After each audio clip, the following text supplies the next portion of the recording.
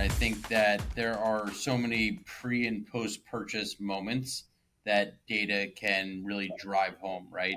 A product leaves a building and all of a sudden, a carrier damages it or it gets damaged for whatever reason.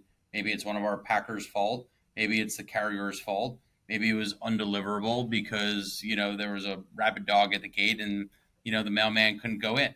All those things can and will happen, and ultimately, like pinging an API call and understanding that there was a problem with that product before it even came back to the building allows our team to go reach out to the customer operations or ecom operators at the merchant brand or retailer and be proactive on that. And then it's just a better customer experience. And then you can repeat that, right? You can repeat how not to have that happen if it's, you know, a case of glass water as an example, and ultimately, uh, it wasn't packed the right way, or you need new packaging, or you need some type of insert so the glass doesn't touch each other. Like all of those things can happen.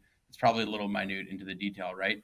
But understanding like products that are being sold together, and trying to place those inventories closer together, another great example of how you can make that a better experience for the customer who doesn't have to receive two boxes and wonder where there's two, why are there two different tracking numbers, or something gets brought to their door and all of a sudden, they're questioning if somebody made a mistake and they forgot an item, but then it shows up 3 days later with even a different carrier, right? Like that can happen also, because of a rate shopping, metric behind the scenes. So how you drive that together.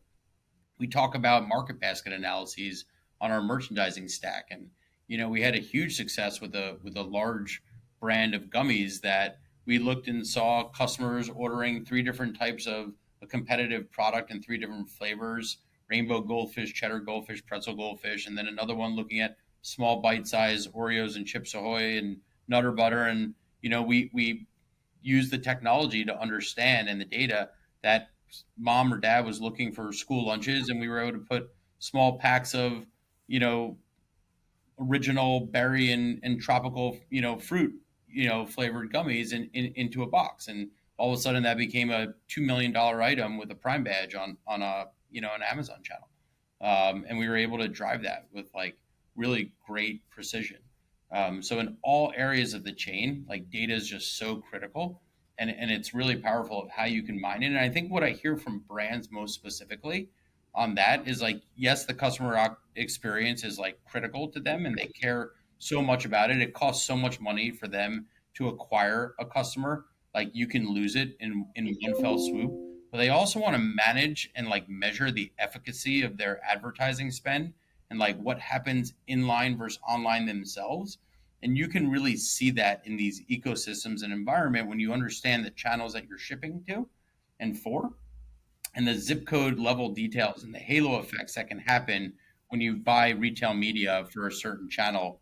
And like you can actually measure those things on a fulfillment channel very differently than you used to be able to. And data can show you that almost immediately.